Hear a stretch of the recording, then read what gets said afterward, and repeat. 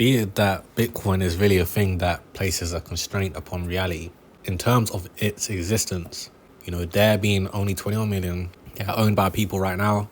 There's people who are making a decision to sell or not to sell, and as a result, we have a price of 100,000. Be it that is the case, what I've concluded is that you just better make the bet that Bitcoin is always going to exist, okay, and trade accordingly. Trade according to that. If you're selling based on Bitcoin going to zero, no longer existing, there's no point. There's no point even entertaining that, because the harshest reality is that it will continue to exist. Now, again, it can have its various price ranges. However, it's best to just always, no matter the FUD, always trade or always invest. For me, it's just buy straight. Buy straight, non-stop. But you must always, you may be more sophisticated, and you understand that the price may be high, may be low, based on a number of various things. But you need to trade as if it's always going to exist.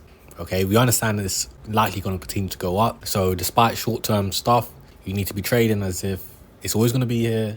There's no reality upon which you can be unconstrained from in regards to the existence of Bitcoin. As a result, it's pretty much all-in thing, or just a constant short-term bearishness, long-term bullishness.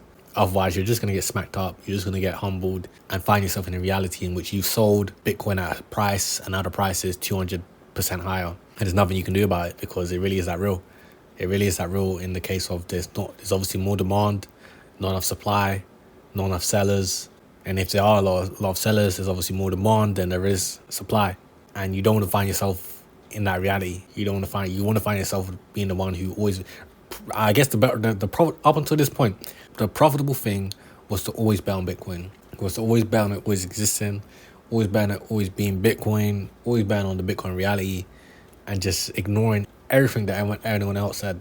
And as you can see, we were at the present point. You listen to this now, you're at the present point. And I'm sure there'll be some other sophisticated reason as to why Bitcoin is not, or why Bitcoin is potentially going to go to zero. And that could be the most realistic thing that you've ever heard. And you're thinking you should probably take that into account. But the truth is that if in the case that it does move past that, it's just going to be higher.